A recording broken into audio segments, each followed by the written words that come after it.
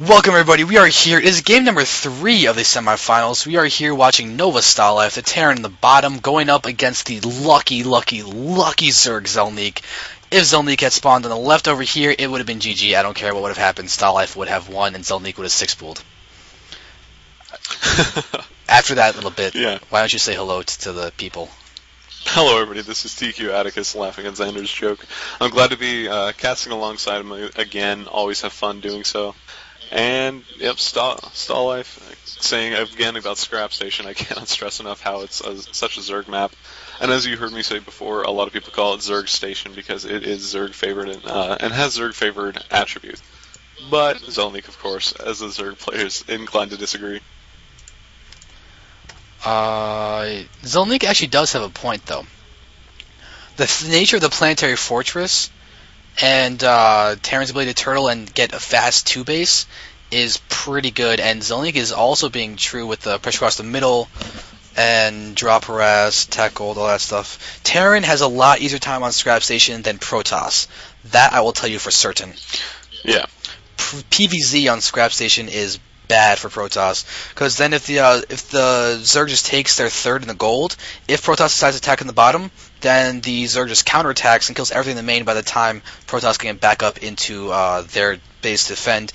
It turns into a base race of these Protoss losing everything and the Zerg being able to just lose one base.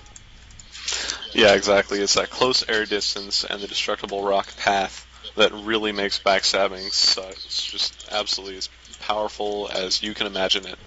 And look at this, Stalife is going for the 2 racks opening, going to want to put a lot of early pressure onto Xel'Naga, who is again going hatchery first.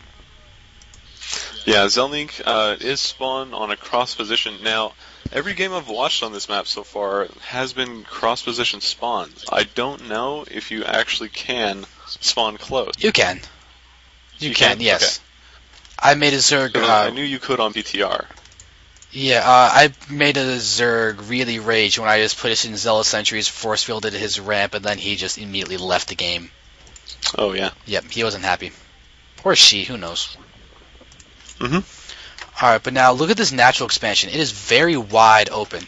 Like you can see that there is all of this entry to get a good concave and just kite any amount of Zerglings with any amount of Marines. And it is bad for Zerg. That is a very, very open expansion. Yeah, you could build an entirely new base in the area in front of your natural. Yeah, in fact, it's probably bigger than the main base. It is. Which actually might help Xel'Naga in terms of drops. There's a lot less room to do incognito drops. But here we go. Xel'Naga right now is producing a bunch of drones right now, which might not be good against Stalife's 2 base that's rallied up there to the Xel'Naga watchtower.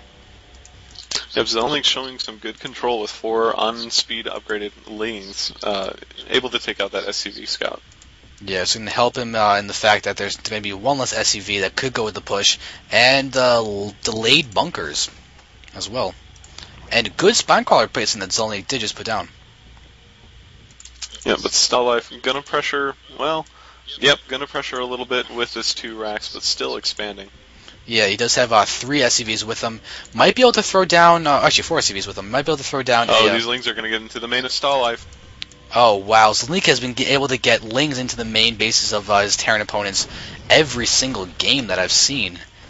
It's been a little... SCV building the depot to try to wall off, gets picked off, 2 more Marines go down. SCV building the command center goes down, delaying everything that Stalife is attempting to do right now. And in the meantime, at the natural... Yeah, look at this. Spine Crawler was actually canceled just in time. Bunker's going down. There's a lot of Marines down there. And, let's see, not many Zerglings are in position. In fact, no Zerglings are in position. Only Zerglings are just popping. But Xel'Naga is supply blocked. That is horrible right now. The bunker is actually going to be able to finish. Xel'Naga has to prevent any Marines from getting in there. Surrounded with, but oh god, drones and Zerglings have to take this out. Stalife does have 3 guys in there. Drones being pulled away. Queen is down there helping. They're now going to finally prevent this from doing any more damage as the bunker gets destroyed. That Queen saved everything with the range over the drones attacking over the Zerglings and all that. That's actually incredibly key, allowing Xel'Naga to really be able to defend that. But Xel'Naga is missing a lot of drones now. Yep, so some strong harass and hits from both players. Their drone and SC count is just about even, with StarLife at 17 and Xel'Naga at 20. Yeah, because also a few more are about to pop as well. Xel'Naga has done 3 in the production tab, while StarLife does have his second orbital command morphing as we speak. Yeah, so Xel'Naga does have his expo up earlier, but for the moment, both players are pulling about even. Yeah, now Xel'Naga is he's got a kind of a little window to drone up a little bit. He's making use of that, as he does have now 5 more drones than SCVs of StarLife. Keep watching those. Xel'Naga is also spreading creep. Very good. It's good to see him spread creep. And let's see what he's going to try and do for a transition. Still no layer. Get another queen out. That will help his macro a little bit more. Yep, StarLife moving again into his old style. A starport coming out. Another starport coming out. Whoa, 2 starport. Interesting. Are we going to be seeing 2-port Banshee, possibly? Usually that's what you get the double port for, and this would, of course, be strong against Xel'Naga's play, as he's almost always exclusively ground army. Yeah, Xel'Naga, however, he does have an Overlord here. He's got to sack that soon. A lot of lings at StarLife's natural. Oh yeah, look at that. They do get cleaned up, do a fair bit of damage, though. Xel'Naga does have to sack this Overlord into the main base, try and get vision of this. He does have one starport building the tech lab, and the other one ready to ready to fly onto the tech lab that was just dropped by the factory. Yep, this is definitely going to be Banshees on the way. And he does have the money. We're going to have to wait just a second to see if StarLife is going to make them cloak. No, I think is it money to do that? Oh my god, I think he does. 200, yep. He has the gas for it. That is, that's... If he wins just by getting a few Banshees out, that'd be kind of upsetting. It would actually remind me of one game that was played in the TQ Live. I think it was Psycho v Blur or something, but I was really delirious after casting for 10 hours, and I just started watching the drones as they just got killed by Banshees, just following them, being in awe of the fact that they explode so like that. I don't know. This is going to create a vulnerability, though, as we see Xel'Naga gearing up for an attack. A lot of Banelings are going to be morphing. The only issue with this is the fact that Banelings can't hit up, Zerglings can't hit up, Roaches can't hit up. Really, most Zerg units can't hit up. StarLife, though, sending his Banshees directly across the map in the first place. He's going to miss the bulk of this force. Yeah, and it's actually will be seen. Will Xel'Naga throw down more queens, as that's basically going to be his only chance. And StarLife is there attacking the Zerglings.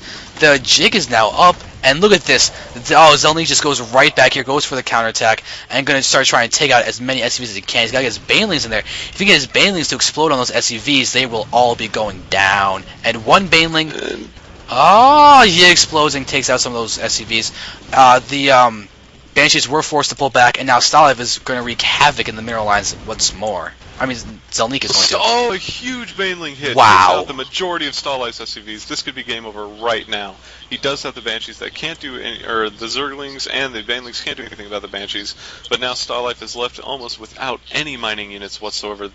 I'm going to call this game right now. I hate to, because StarLife is such a good player. Here comes some mules down in an attempt to get himself back on the game, but this is huge. StarLife also letting his natural expansion go down, but now lifts it up. More reinforcements from Xel'Naga on the way, going in for the kill. Yeah, look at this. StarLife even threw down a auto turret. He does have a Raven out, interestingly enough. He did go for 3 Banshees and a Raven, but he's got to make use of these Banshees right now. He does. Xel'Naga actually not producing any Queens or Spore Crawlers. There we go. One going down. Yeah, I think he was relying on his pressure early on to keep the Banshees inside StarLife's main base, just because StarLife would die if he didn't.